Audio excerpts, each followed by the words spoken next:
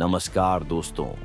आज हम आपको एक ऐसे वीर योद्धा की गाथा सुनाने जा रहे हैं जिन्होंने न सिर्फ अपने पराक्रम से दुश्मनों के छक्के छुड़ा दिए, बल्कि अपने आत्मसम्मान और धर्म की रक्षा के लिए सबसे क्रूर यातनाएं भी हंसते हंसते सह लीं। ये कहानी है महान मराठा योद्धा छत्रपति शिवाजी महाराज के वीर पुत्र संभाजी महाराज की। इस वीडियो को शुरू करने से पहले आपसे अनुरोध है कि हमारे चैनल को सब्सक्राइब करें ताकि हम आपको इतिहास की ऐसी ही गौरवशाली कहानियां सुनाते रहें। तो चलिए शुरुआत करते हैं इस महान गाथा की। संभाजी महाराज का प्रारंभिक जीवन। संभाजी महाराज का जन्म 14 मई 1657 को महाराष्ट्र के पुरंदर किले में हुआ था। वे छत्रपति शिवाजी महाराज और उनकी धर्मपत्नी सईबाई के पुत्र थे। दुर्भाग्य से जब वे मात्र 2.5 वर्ष के थे तभी उनकी माता का देहांत हो गया। इसके बाद उनका लालन पालन उनकी दादी राजमाता जीजाबाई के सान्निध्य में हुआ। संभाजी बचपन से ही विलक्षण प्रतिभा के धनी थे। उन्होंने संस्कृत, मराठी, फारसी और कई अन्य भाषाओं का ज्ञान प्राप्त किया। वे केवल 14 वर्ष की उम्र में संस्कृत में बुद्धभूषण, नखशिख और नायिका भेद जैसे ग्रंथ लिख चुके थे, जो उनकी गहरी विद्वत्ता का प्रमाण है।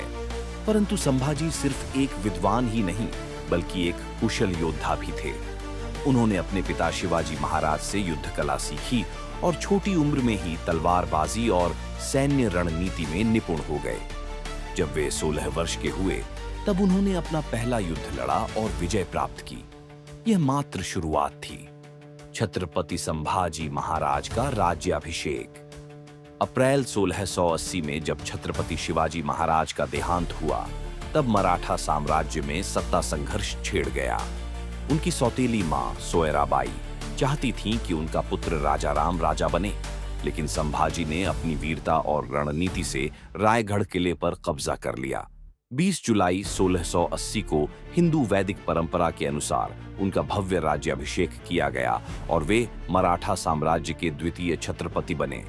उन्होंने शक्करता और हिंदवी धर्मोद्धारक जैसी महान उपाधियां धारण की।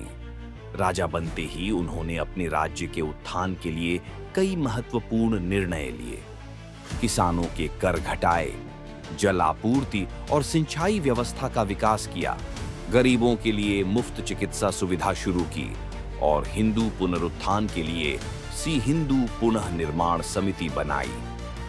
संभाजी महाराज के युद्ध अभियान।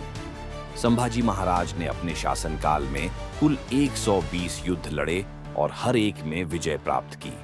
उनकी वीरता और युद्ध नीति इतनी प्रभावी थी कि उन्हें हराना असंभव माना जाता था। बुरहानपुर का आक्रमण 1680। शासन में आते ही संभाजी महाराज ने मुगल साम्राज्य की जड़ों पर प्रहार करना शुरू कर दिया। उन्होंने खानदेश की राजधानी बुरहानपुर पर आक्रमण किया और वहां से अपार धन संपत्ति लूटकर मराठा साम्राज्य को आर्थिक रूप से और भी मजबूत किया। मैसूर पर विजय 1681। इसके बाद संभाजी महाराज ने दक्षिण भारत में मैसूर पर आक्रमण किया और वहां के राजा वोडियार चिक्कादेवराय को पराजित किया। यह जीत मराठा साम्राज्य की ताकत को और बढ़ाने वाली साबित हुई। पुर्तगालियों पर हमला। संभाजी महाराज को पता चला कि पुर्तगाली मुगलों को सैन्य और व्यापारिक सहायता दे रहे थे। इस पर उन्होंने गोवा और दमन में कई हमले किए, पुर्तगाली सेना को हराया और उनके खजाने पर कब्जा कर लिया। कनौजी शिर्के का विश्वासघात और मुगलों द्वारा गिरफ्तारी। संभाजी महाराज का सपना था कि वे मुगलों को भारत से पूरी तरह मिटा दें, लेकिन इस बीच एक बड़ा विश्वासघात हुआ। संभाजी महाराज के बहनोई गनौजी शिर्के ने मुगलों से मिलकर उनके गुप्त ठिकाने की सूचना दे दी। 1 फरवरी 1689 को मुगलों ने उन्हें और उनके मित्र कवि कलश को धोखे से पकड़ लिया। संभाजी महाराज पर अत्याचार और उनका बलिदान। संभाजी महाराज को पहले बहादुरगढ़ और फिर तुलापुर ले जाया गया। वहां औरंगजेब ने उन्हें 3 शर्तें दी। सभी मराठा किलों का आत्मसमर्पण करो, मुगलों के साथियों और गुप्त खजाने की जानकारी दो, इस्लाम धर्म स्वीकार करो। लेकिन संभाजी महाराज ने इन शर्तों को ठुकरा दिया। इसके बाद मुगलों ने उन्हें भयंकर यातनाएं दी।